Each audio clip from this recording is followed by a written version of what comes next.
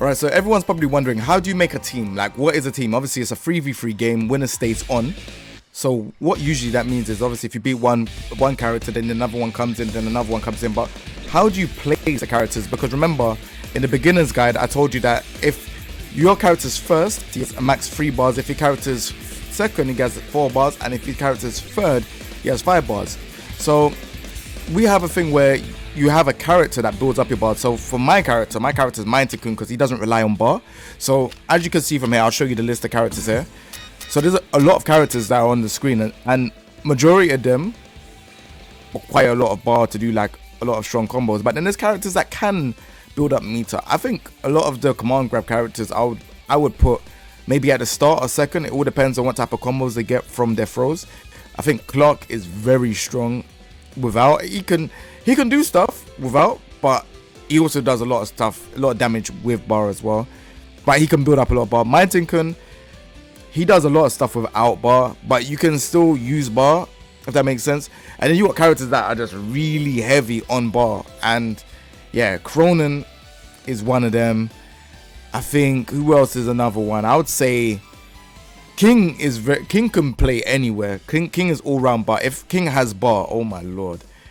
So it all depends. Like, I feel like there's always these things where people give you, like, you know, different characters, and they say, oh, this character is this and this character is that.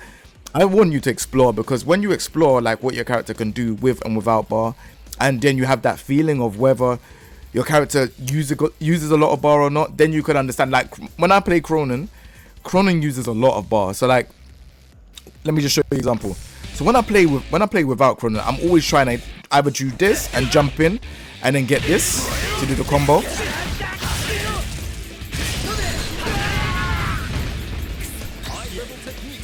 Look how much bar that showed. Look how much bar that took. So you just have to realize, like, and even like when I play Mindtikun, all I'm doing is throwing the pillow. I'm throwing the pillow in the sky. I'm doing dive fist. I'm doing, like, you know, the jump air kicks. It doesn't take much bar at all. It doesn't take no bar. It's if anything, it's building bar. So this is the thing. You have to look at like what your character does. Because everyone's like, oh yeah, I can put this character first, but yeah, I like using bar. So that's why I feel like most of these videos that have gone out where they say, oh yeah, you can do this, these characters do this and these characters do that. It's true to an extent, but at the same time, it depends on the way how your playstyle is. For me, I'm always using bar with Cronin. Like Cronin, I cannot play Cronin without bar. So Cronin will be my anchor. He'll be the cleanup guy that I would use a lot of bar to try and, you know, beat the rest of the team. Whereas there's other characters whereas they're building bar and not using. Do you understand what I mean? So like, you're not really building when you're using bar. But if they've got a character that's not using that much bar, then you're basically building bar. So then when your character dies, you get that bar given to the other person. So usually I'll put someone in the center, like a character that I'm not really strong with. So my team right now is Mindtikun. I put him at the start to build bar, and then I kind of mix it up with Yuri or Robert. Yuri or Robert. I think Yuri and Robert are very good characters, and I feel like they can play without bar, but they can also play with bar. So depending on your playstyle, it's either up to you whether you will put them last or in the center. It's purely entirely up to you. I'm not. Those are my weakest characters in terms of my team, and then the Cronin is like I think Cronin by far is the strongest, because I think Cronin is like that. Yeah, like a battery character in Marvel vs. Capcom. Yeah, a battery character he's always charging your bar. So you got these terms. So battery is like a person that's always charging your bar, and then you've got like characters that anchor, the person that's kind of carries the team to victory when, you know, the other two players have died or KO'd, if you will. So it's entirely up to you. But if you don't want advice on who I think is really good characters as anchor characters, man, I think Cronin is a very good anchor character. I think Chris can play both, but I think he's really good anchor character. I think Isla's a good anchor character. I think Ash can be very annoying and could be a very good anchor character just because of like his EX moves. He has got a lot of good EX moves, like his EX green fireballs and stuff. Yuri can come back with great potential. I also feel like Terry is a beast with bar. Like he is a beast with bar. I also think I think King of Dinosaurs is really good with bar as well. So like I said, I don't want to scare you, because everyone, when people make these type of videos, they always say, yeah, this is this character, this is that character. There's no right or wrong answer. It's for you to explore and see what you use with the bar. Like, if you have a character that's always using bar in matches, then yeah, maybe you should put that character at the end, because you trying to use bar at the start of your matches. Nah, I don't really feel like that's the right thing to do. I feel like sometimes you can reserve it. It's entirely up to you whether you can reserve it or use like defensive options to get out of like pressure tools. It's entirely up to you. But me personally, I would use a character like Mythican that doesn't really use bar, do a lot of zoning, and then build up bar for my next character, which will be either Robert or Yori. What makes a mid character versus a point or anchor? That's a question from Kazuki Wolf. What makes a character versus a point or anchor? That seems the most confusing. So what makes a mid character for me is basically a character that you feel that is versatile. So for me, I think Yori and Robert are very versatile. Robert, I can just keep throwing fireballs, keep them out, or I can rush them down whenever I want to.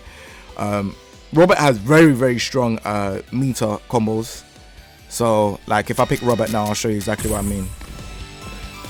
So like Robert can play the fireball game, slow fireball, EX fireball, which is pretty fast in 2 hits, you know. And then like, you know, if you get in, you could do not that combo. Let me do it again.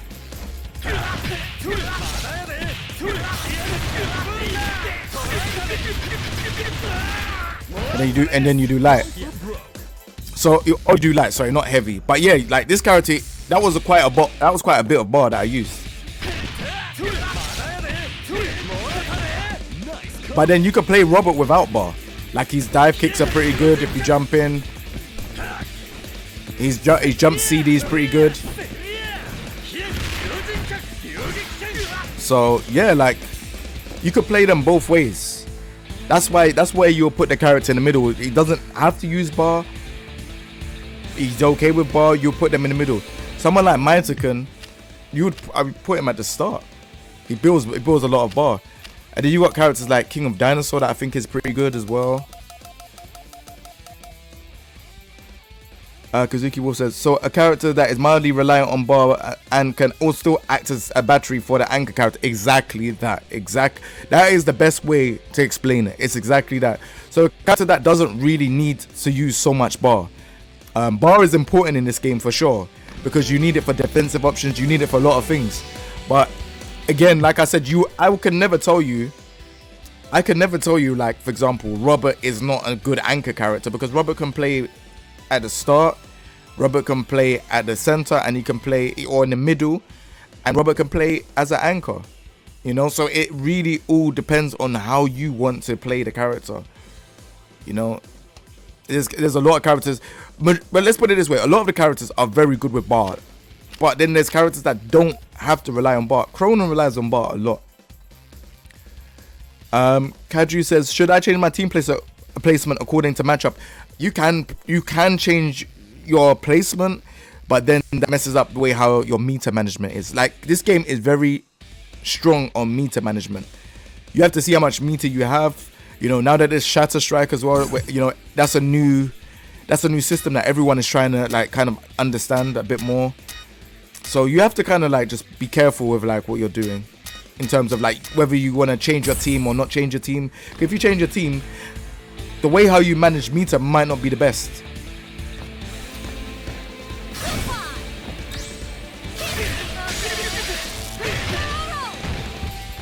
Yeah, you have to be careful as well with just using meter at the start. That's one thing I really want to get across. But yeah, that's basically me explaining it. So like, obviously you got your character that you start, your point character, the one in the mid character, well, I call them mid character, and then you got your anchor. Your anchor is basically the character that is at the end that he needs to carry your team to the victory.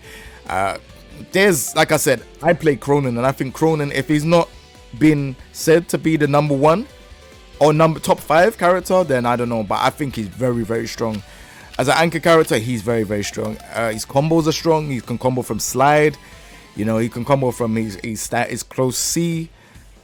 He's just too. I think he's really strong. Like the cancel from slide is a new thing. They never had that from before. But now that he can cancel from slide, yeah, he's really, really good.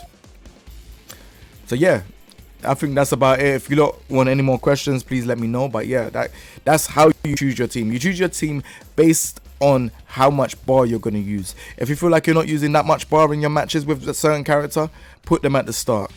Then in the center, have a character that can, you know, come back in certain situations, but also, you know, have meter for your anchor character. Your anchor character strives off of bar. He or she is that comeback character, and that's the way you have to look at it. That character is going to come back for you if you have enough bar. You can't start your anchor character with 0 bar and then you've got, like, I don't know, another 2 characters to beat.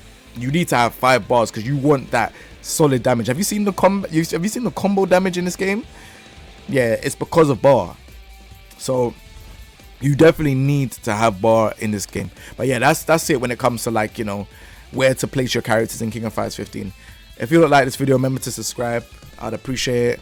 You know, the love has been overwhelming. My subscribers grown quite a bit since I've done the beginner's guide. So can go check out the beginner's guide, you know, the climax ratings and all of that stuff. And yeah, if you don't want more videos, please let me know. Like I said, I'm gonna be heavily involved in King of Fighters 15 for a long time. I don't see myself going anywhere soon, and I will be producing content here. So if you need a hub for King of Fighters content, I'll be here, and I'll be playing some very, very strong players anyway. So players that will probably be stronger than me, I can learn from them. So yeah, other than that, take it easy, everyone. Peace. Simmer down, simmer now. Couple kicks to your boat, I'm a winner now. Like Eddie with the feet, I'm a killer now. Simmer down, simmer now.